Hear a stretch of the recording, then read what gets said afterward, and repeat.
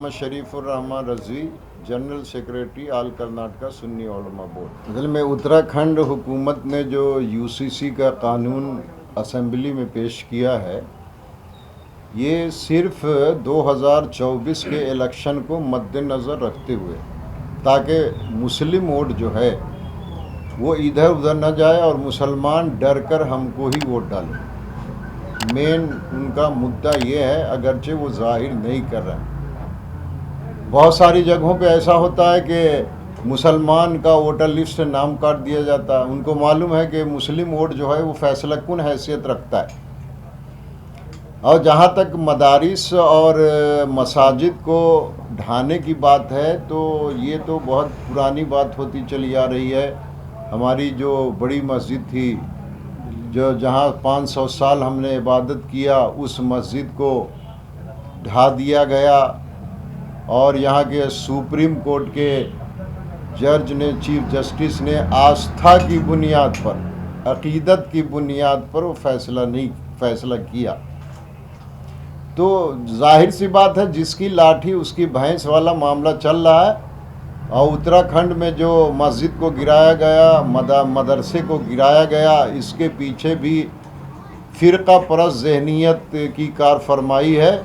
और जाहिर बात है, जहाँ जहाँ बीजेपी गवर्नमेंट है, वहाँ वहाँ सबकी ज़हनियत यही है कि मुसलमान थोड़ा सा भी कुछ उससे खुदा न खास्ता गलती हो जाए तो उसको एक बहुत बड़ा इशू बना दिया जाता है, उसको एक टारगेट बना दिया जाता है और उसके साथ जो है भेदभाव किया जाता है और उसको जेल के सलाखों के पीछे डाल दिया जाता है, सिर्फ इसलिए कि मुसलमान इस मुल्क में डर कर रहे।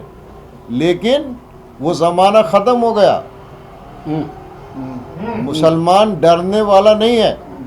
चाहे तुम कुछ भी कर लो, मुसलमान कल भी मरेगा, आज भी मरना है और उसको पहले भी मरा है।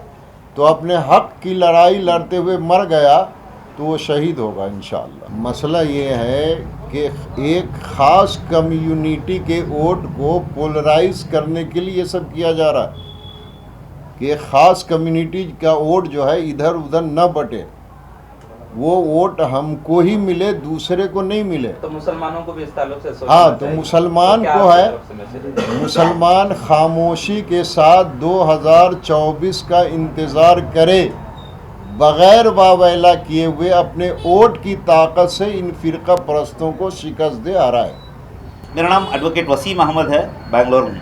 और रही बात आने वाले दिनों में, अभी देखिए इलेक्शंस आने वाले हैं, कई मुद्दे ये लोग उठाकर, अभी झारखंड में यूसीसी इन लोगों ने इम्प्लीमेंट कर दिया है, तो कई मसाइल है। उत्तराखंड तो अभी आने वाले दिनों में अभी दूसरे स्टेट्स में भी आ जाएंगे। तो ये सब क्या है, सिर्फ इलेक्शन का एक गिमिक है। बाद में बोलेंगे जुमला था इलेक्शन का बोलकर, तो बड़ी आसानी से ये बोल देते। आवाम आज बहुत परेशान है। आप पेट्रोल का भाव लीजिए, महंगाई लीजिए, ये सब चीज़ों से लोगों को डाइवर्ट कर कर इन मुद्दों पे लेके आके खड़ा कर दिया है। और बार बार ये इजहार हो रहा है कि मुसलमान को उकसाया जा रहा है, दंगे फसाद करने के लिए उकसाया जा रहा है। लेकिन फिर भी आज तक मुसलमान इस चीज़ को नहीं लेकर है, दंगे फसादों में नहीं जाकर है। फिर भी झूठे केस कर कर मुसलमानों को बार बार फंसाया जा रहा है। ये लोग वोट बैंक बना रहे हैं, वो जो पोलराइज करना है उसका भरपूर फ़ायदा उठा रहे हैं। और रही बात सियासत की, ये चीज़ हम लोग उठा रहे हैं, हम लोग बात कर रहे हैं। अवाम क्या सोचती है कि हम लोग बीजेपी को फ़ायदा हो रहा है बोलकर। माफ़ कीजिए, बीजेपी को फ़ायदा ऐसे भी होगा वैसे भी होगा, लेकिन आवाम को आज उठना है। हमें उठकर आवाज़ उठाकर हमारे उलमा की तायद में हम लोग आगे बढ़ना है। आज हमें मुल्क को बचाना है, हमें वो आज़ादी की याद दिलाना है उन लोगों को जो उलमा ने हमारे लिए लड़कर, अपनी जान देकर, शहीद होकर हमें दिलाई है। तो क़ानूनी एतबार से मेरा एक सभी से रिक्वेस्ट है कि आप लोग क़ानून छोड़कर आगे कुछ मत कीजिए। ये साफ जाहिर होता है कि ये लोग इस्तेमाल कर रहे हैं, बस अपनी माइलेज के लिए मुसलमानों को स्केपगोट बनाकर काम कर रहे हैं। ये आवाम को समझना चाहिए, जो भी इनका साथ दे रहे हैं, बीजेपी, कांग्रेस, इनको समझना चाहिए कि ये लोग इस्तेमाल कर रहे हैं। हम लोग, हमारा वोटिंग पावर जो है, इसमें इन लोगों को तमाचा देना है। बस यही मेरी एक मैसेज है आवाम के लिए। कौम में एक चीज कमी जो देखी जाती है, एक तो सियासी सोच की और दूसरी तरफ कानूनी समझ की, वो भी एक कमी जाती है। उसके सिलसिले में आप क्या कहना चाहें? हाँ बिल्कुल, ये दोनों चीज़ बहुत कमी है हमारी कौम में।